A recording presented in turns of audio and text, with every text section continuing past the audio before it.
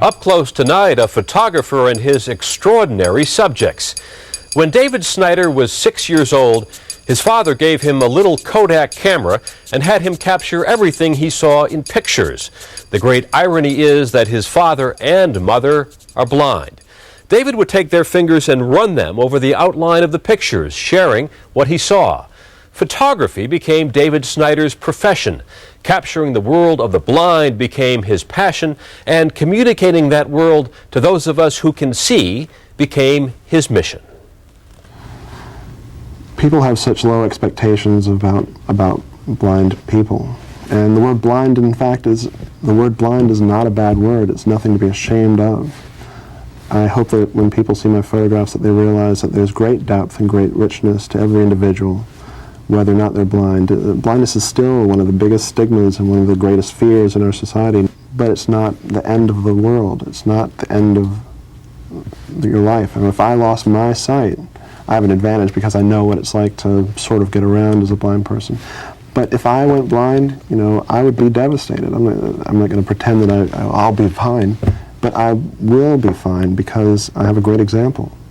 Up close tonight, David Snider, who says that if you want to understand what it is to be blind, you should see the home he grew up in. What was your first inkling as a child that your parents were blind?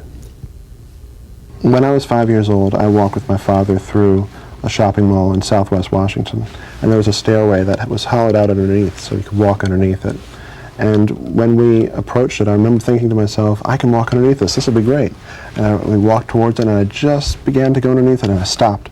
Because my father, who was holding my hand, I looked up and I saw him, and I'd walked my father right into the stairwell. And he stopped, and he was like, oh my God. And then I was upset because here's my father, who I love, and I've just walked him face first into the stairway, and he stopped, and he came down to me, and he said, David, you have to look out for me. And that was the time when I realized that the 2.5 feet to my right were my responsibility. Why that particular space? Because the 2.5 feet to my right or to my left are where my parents are going to be walking with me. And when they're walking with me, they will depend upon me not to walk them into things. As a child growing up in this household,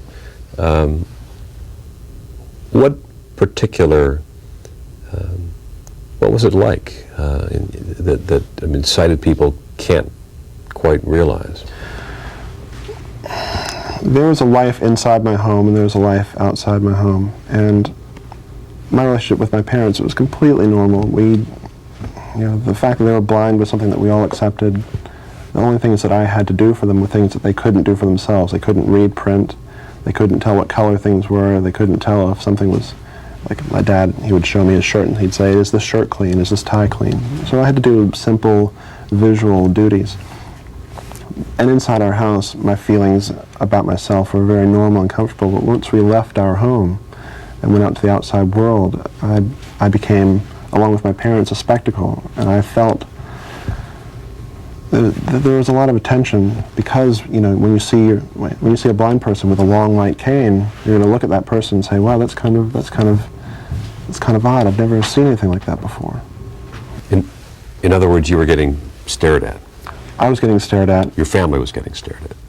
I was feeling the stares. I was feeling the eyes. Everyone was looking at me, and I was very uncomfortable for a long time. It wasn't until I was about 13 or 14 that I was able to say, well, they can look at me, I don't really care. But when I was 5 and 6 and 7 years old, I spent years just looking at the ground in front of me because I wasn't comfortable. I wasn't comfortable with the way with the curiosity, with the, no one's ever said anything to me, but everyone looked at us as though it was really odd, or and it is rare to see a blind person walking with their sighted children. I acknowledge that now, but when I was little, that was my life outside of our house. I mean, I wasn't embarrassed of my parents. I was just embarrassed of the attention. My parents told me that I had permission to stick out my tongue at whoever I wanted to. And so I occasionally had to, go, leave me alone. And people would get it and they would, what, he'd just stick his tongue at me? But when, that's the only thing I could do. I mean, secretly I wanted to scream at them, stop! Stop it. It's not Leave me alone. Don't look at me. There's a picture that someone in your family took of your parents walking down the street with their canes, and you are in a backpack. What's your thought when you see that picture? When my mother and my father were raising me and my sister in England, my mother tossed me on her back as any normal mother would, and those photographs of my childhood, moments that I don't recall, are precious memories of an experience that they had, and photography in general. Any old photograph is just the most precious piece of paper. As a child, you say that you were sort of forced to be more responsible because you were placed in a position of trust. Could you also get away with things? When I was 12 years old, I got away with a lot of stuff. I mean, whether it was cookies from the cookie jar or quarters from my mom's laundry roll for the quarters for the laundry machines. If I didn't feel like being a good kid, I didn't always have to be until I got caught. And it did cause a crisis of trust between my parents and me when I was, 11, 12 years old, where I had to learn to love them even more deeply and earn their trust again. It was something that I had to mature out of and reinforce my dedication to being a partner in the family with them, because they depended upon me and I depended upon them. Were there some intangible benefits to growing up with blind parents? Up Close, brought to you by Chevy Trucks.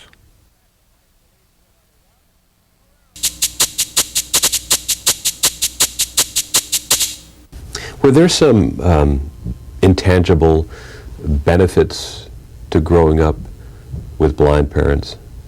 Yeah, I believe that growing up in my household has made me more sensitive to people who have to struggle with life, people who live on the edge, people who have something to overcome.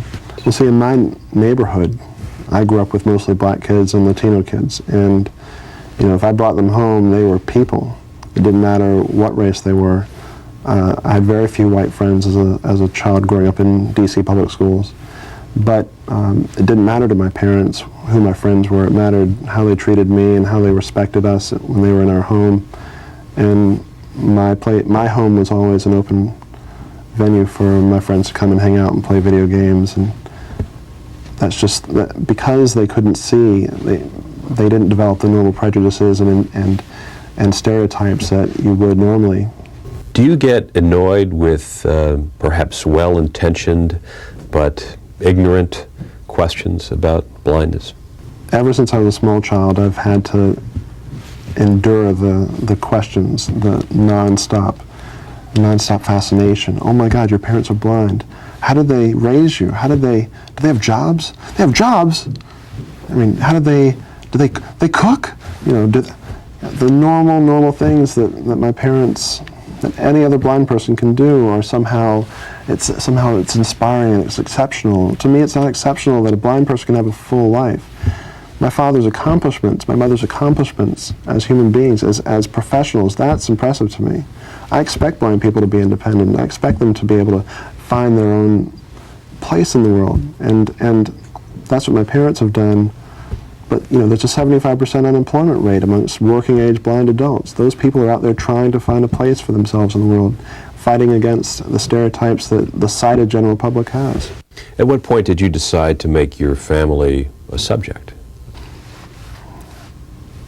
My family's always been a subject of my photography, but after a car accident, I had this enormous accident that still plagues me today, but I decided that there was one thing that I knew that I had to concentrate on, and that was photographing my parents, because I hadn't really concentrated on them as a serious artistic effort. So I brought my camera home, and I asked my parents, I said, I'm gonna have to start photographing you. I've got to photograph you. This is important to me as an artist. And at first they were moderately resistant because my parents don't seek attention for themselves. And what were the ground rules? The ground rules were no posing, and but it was also difficult because posing them wasn't a problem. I never wanted to do that at all, but sometimes, I'd be walking with my mom on the subway and I wanted to take her picture, and so I'd have to let her have her seat, and then I'd have to step back and get my picture. And if I was with my father, I could let him go and do his own thing and let him walk through the subway. I could let her do that as well, but when I was with them, I had to dance between being their guide and being this photographer who wants to not interact with them and just watch them. Was there any concern that you were going to put some sort of a gloss on your parents' lives? Because after all, they're your parents. My parents are beautiful people, and I'm very proud of them, but I wasn't worried that I wasn't going to capture them with truth and with real emotion. I mean, I can express my admiration for them by capturing them in normal situations. The photograph of my mother in her bedroom is a perfect example. She's just brushing her hair in the morning. But the way she looks in that picture it reflects my love for this woman who is my alpha female. She's the woman who raised me. And she has pride in the way she looks. It's a very peaceful expression on her face. She's a peaceful woman. She has confidence. She has strength. Absolutely. This is your dad. Looks like he's at work. The fact that my parents have careers is not really that impressive to me because I expect it, because that's what I've always known. My parents have always worked. And so my father here in his office, this picture captures him in his working mode. He's reading Braille with his fingers. He doesn't read with his eyes, obviously, and his window behind him overlooks the National Mall. And that's an impressive view that he'll never be able to appreciate, but it shows that his professional rise in the disability field brought him to this office. Well, he's got a heck of a view. He has a heck of a view. He was at the time the deputy director of the National Council on Disability, which oversaw lots of regulations and very important activities regarding laws and public access rules for the disabled. You've got another photograph here, which is your parents walking down the street here in Washington, D.C. Right. This is one of my best photographs because in photography, I strive for having a second act. And the first act of this photograph has my parents coordinated with their canes. They're crossing the street. And I was standing on the other side of the intersection waiting for them to cross the street. But I got them with the crossing walk sign above them. And that second act, in his position, the crossing signal is just in the same position as they are as they're crossing the street. So that makes this picture a combination of representation of independent blind people and the issue of mobility. It shows these two blind people on their own, crossing the street, being a part of everyday America. Did you see them having moments of anger at the way they were sometimes treated?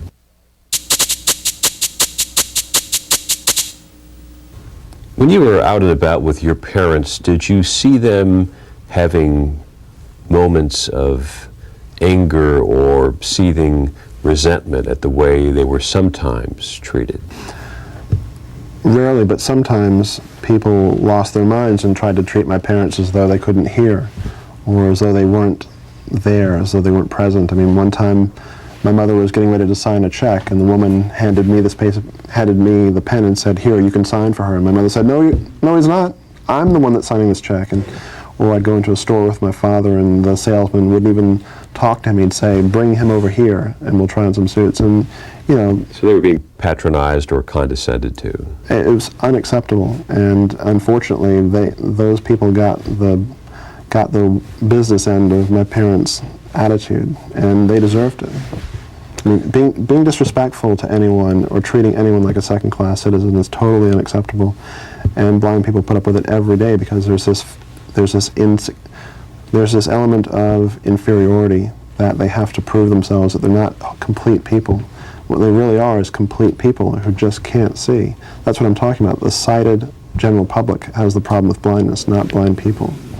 The blindness, the physical disability, is the smallest hurdle to cover.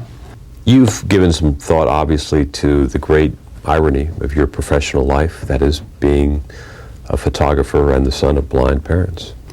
It is, it's the eternal irony of my existence. I mean, how many photographers have blind parents? I don't think there are very many. but I've tried to use my photography to look at them and share that view of my lovely parents and my wonderful family and other photographs of the blind community with the world. So I've turned my shyness and my moderate embarrassment about my parents' condition into a way to look back and show with great pride the achievement of normalcy and independence and acceptance and equality that they've always worked for. What kind of a role did Braille have on you growing up in this household that used Braille? Most sighted people, of course, don't have any experience with it. Braille is the language of the blind. It's a code that you read with your fingers. And when I was a little child, I had to read the mail, but my mother could always read the cooking book and figure out what the recipe she wanted to make for dinner was. And when I was a little child, she used to read childhood stories to me, little fairy tales or whatever, and I'd look down at her fingers and I'd see her fingers going across the Braille page, and she reads with basically these two fingers, and so she'd go across the page, and I'd watch her fingers, and I used to imagine that her fingertips had eyes on the tips of them, and that she could see the page, she could see the Braille with her fingers. And therefore she was able to read it to you. Right. Unfortunately, she couldn't use those fingers for anything, to see anything else.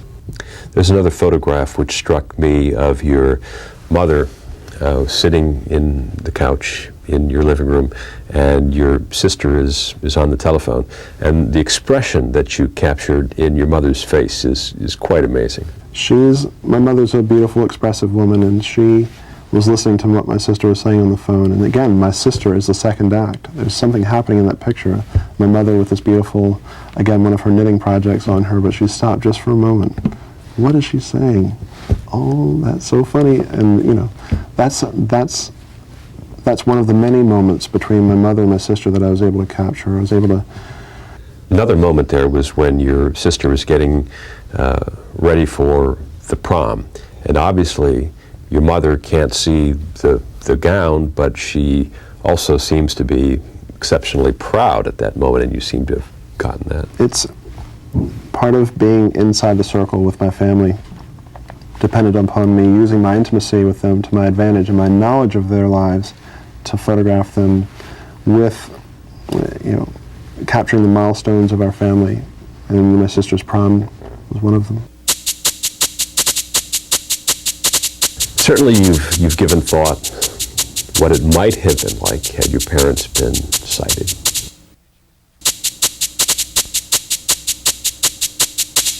You were documenting this period, the last 2 years of your parents' marriage. Was that particularly difficult for you when they decided to divorce?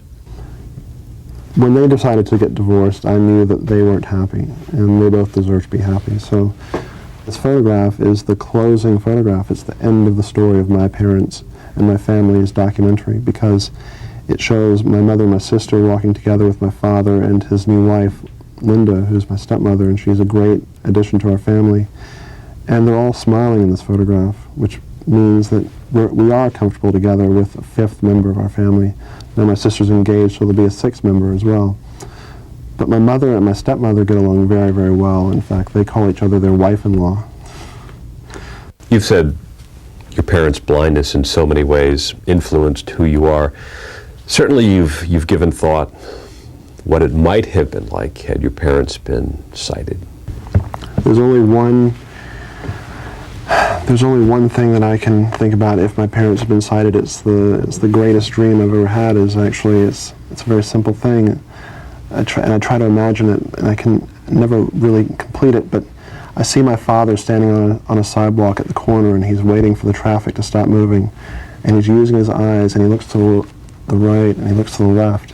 He's using his eyes, and he has his right hand in his pocket, the right hand that usually carries his cane, and he starts walking towards me. And he's looking at me in his eyes, and he'll never do that. He'll never see my photographs. They'll never see my face. They know who I am, and we're very close. But I'd give 30 years of my life to have them be able to look at me and to look at my photographs.